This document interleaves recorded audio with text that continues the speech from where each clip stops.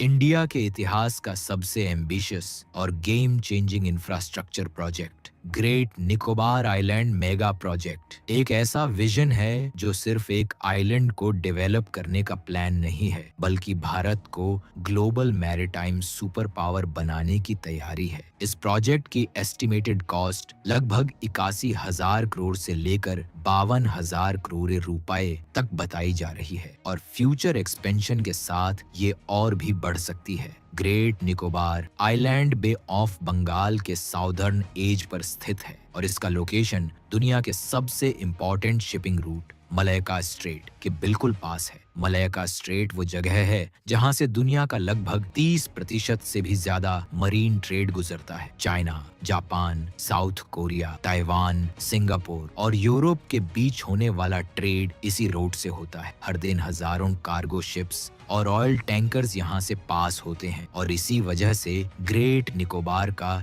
Strategic importance बहुत ज्यादा बढ़ जाता है। आज के समय में जब भी कोई बड़ा कार्गो शिप एशिया में अपना माल डिस्ट्रीब्यूट करता है, यूज सिंगापुर, कोलंबो या पोर्ट क्लैंग जैसे पोर्ट्स पर रुकना पड़ता है। हर स्टॉप पर फ्यूल लगता है, पोर्ट चार्जेस देने पड़ते हैं, डिले होता है और टोटल कॉस्ट काफी बढ़ जाती है। लेकिन अगर ग्रेट निकोबार प्रोजेक्ट पूरी तरह से इम्प्लीमेंट हो जाता है तो ये पूरा सिस्टम बदल सकता है। इस प्रोजेक्ट का सबसे बड़ा और इम्पोर्टेंट हिस्सा है गैलाथिया बे इंटरनेशनल कंटेनर ट्रांसशिपमेंट पोर्ट। ये पोर्ट इतना एडवांस्ड बनाया जाएगा कि दुनिया के सबसे बड़े कंटेनर शिप्स यहाँ डायरेक्ट डॉकिंग कर सके। अब समझने वाली बात यह है कि ट्रांसशिपमेंट पोर्ट होता क्या है। जब एक बड़ा कार्गो शिप अलग अलग देशों के लिए सामान लेकर आता है तो वो हर कंट्री के पोर्ट पर नहीं रुकता, वो एक सेंट्रल हब पर रुकता है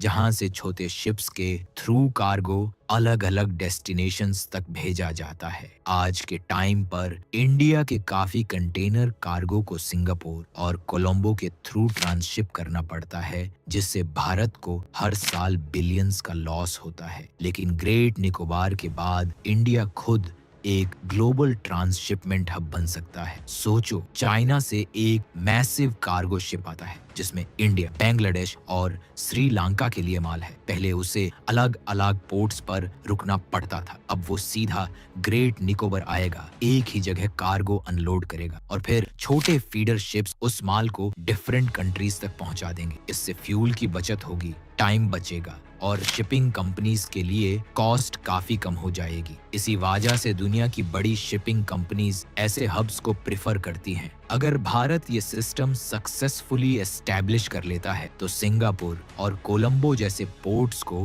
डायरेक्ट कंपटीशन मिल सकता है। एक्सपर्ट्स के मुताबिक इस पोर्ट से इंडिया को हर साल बिलियंस ऑफ डॉलर्स का रेवेन्यू जनरेट हो सकता है। इस प्रोजेक्ट का दूसरा मेजर कंपोनेंट है एक ग्रीन फील्ड इंटरनेशनल एयरपोर्ट। ये एयरपोर्ट सिर्फ टूरिज्म के लिए नहीं बल्कि स्ट्रेटेजिक डिफेंस के लिए भी काफी इंपॉर्टेंट होगा। ग्रेट निकोबार का लोकेशन इतना स्ट्रेटेजिक है कि यहाँ से इंडिया मलाक्का स्ट्रेट पर नजर रख सकता है। अगर फ्यूचर में कोई जियोपॉलिटिकल टेंशन होता है तो यहाँ से मिलिट्री ऑपरेशंस भी कंडक्ट किए जा सकते हैं। एयरपोर्ट से कार्गो ट्रांसपोर्ट भी फास्ट होगा और इंटरनेशनल कनेक्टिविटी बढ़ेगी। इसके अलावा प्रोजेक्ट में एक लार्ज स्केल पावर प्लांट भी प्लान किया गया है, क्योंकि इतना बड़ा इंफ्रास्ट्रक्चर स्टेबल एनर्जी सप्लाई के बिना पॉसिबल नहीं है। रिन्यूएबल एनर्जी और हाइब्रिड पावर सिस्टम्स पर भी फोकस किया जा रहा है ताकि लॉन्ग टर्म सस्टेनेबिलिटी मेंटेन की जा सके। साथ ही एक मॉडर्न स्मार्ट टाउनशिप डेवलप की जाएगी जिसमें residential towers, commercial buildings, offices, hospitals, schools और डिजिटल इंफ्रास्ट्रक्चर होगा। यानी एक ऐसा एडवांस्ड अर्बन सेंटर जो जीरो से बिल्ड होगा और फ्यूचर के स्टैंडर्ड्स को ध्यान में रखकर डिजाइन किया जाएगा। ये टाउनशिप सिर्फ लोकल पॉपुलेशन के लिए नहीं बल्कि business professionals, engineers, defence personnel और इंटरनेशनल विजिटर्स के लिए भी होगी। इस प्रोजेक्ट का एक हिडन बट पावरफुल एंगल है इंडिया की मैरीटाइम स्ट्रेटेजी। आज चाइना अपनी बेल्ट एंड रोड इनिशिएटिव के थ्रू दुनिया भर में पोर्ट्स डेवलप कर रहा है। श्रीलंका का हम्बनटोटा पोर्ट, पाकिस्तान का ग्वादर पोर्ट और अफ्रीका के कई पोर्ट्स में चाइना का इन्फ्लुएंस बढ़ रहा है। ऐसे में ग्रेट निकोबार इंडिया के लिए एक काउंटर स्ट्रैटेजी के रूप में देखा जा रहा है। मलक्का स्ट्रेट के पास एक स्ट्रॉन्ग इंडियन प्रेजेंस चाइना के ट्रेड रूट्स पर इनडायरेक्ट प्रेशर क्रिएट कर सकती है।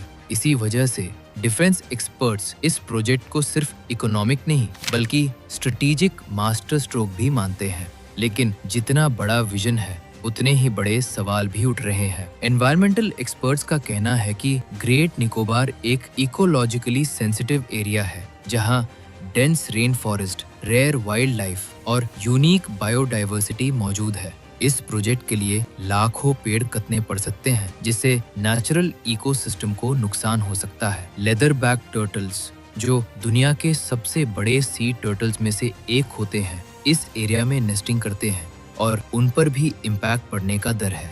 कोरल रीफ्स और मरीन लाइफ पर भी असर पड़ सकता है। इसी के साथ ट्राइबल कम्युनिटीज का इशू भी बहुत सेंसिटिव है। ग्रेट निकोबार में शोम्पेन और निकोबारीज जैसे इंडिजिनस ट्राइब्स रहते हैं जो मॉडर्न सिविलाइजेशन से काफी हद तक अलग अपनी ट्रेडिशनल लाइफस्टाइल में जीते हैं। क्रिटिक्स का कहना है कि अगर इन्हें रीलोकेट किया गया तो उनकी कल्चर और आइडेंटिटी को परमानेंट डैमेज हो सकता है। गवर्नमेंट ने रिहैबिलिटेशन का प्लान बताया है लेकिन ऑपोजिशन का कहना है कि ग्राउंड रियलिटी अनक्लियर है। पॉलिटिकल लेवल पर भी इस प्रोजेक्ट को लेकर काफी डिबेट चल रही है। Opposition leaders including Rahul Gandhi ने एलिगेशंस लगाए हैं कि ऐसे मेगा प्रोजेक्ट्स का बेनिफिट ज्यादातर बड़े कॉर्पोरेट ग्रुप्स को मिलता है और आम जनता के टैक्स का पैसा इनडायरेक्टली प्राइवेट प्रॉफिट में कन्वर्ट हो जाता है। कुछ लोगों का मानना है कि फ्यूचर में इस प्रोजेक्ट में प्राइवेट प्लेयर्स जैसे अदानी ग्रुप को इन्वॉल्वमेंट मिल सकता है जिससे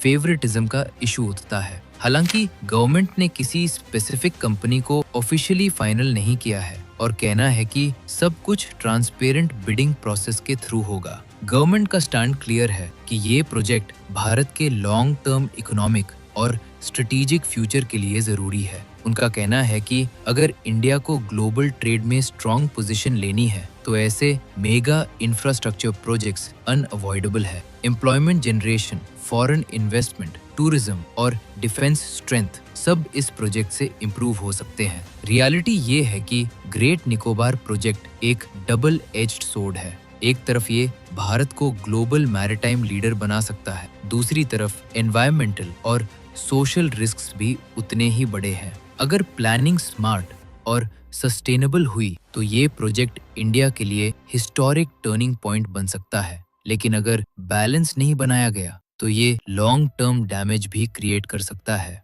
ये प्रोजेक्ट असल में एक टेस्ट है डेवलपमेंट और सस्टेनेबिलिटी के बीच का और आने वाले सालों में ये डिसाइड करेगा कि भारत अपने ग्रोथ मॉडल को किस डायरेक्शन में ले जाना चाहता है। ये सिर्फ एक आइलैंड का डेवलपमेंट नहीं, ये भारत के फ्यूचर का ब्लूप्रिंट है। आपकी इस प्रोजेक्ट को लेकर क्या राय है? क्या ये भारत को सुपर पावर बनाने वाला मास्टर स्ट्रोक है या एनवायरमेंटल रिस्क ज्यादा बड़ा है? कमेंट में जरूर बताना। वीडियो पसंद आए तो लाइक और शेयर करना और चैनल को सब्सक्राइब करना बिल्कुल मत भूलना। मिलते हैं किसी नेक्स्ट वीडियो में, तब तक के लिए बाय।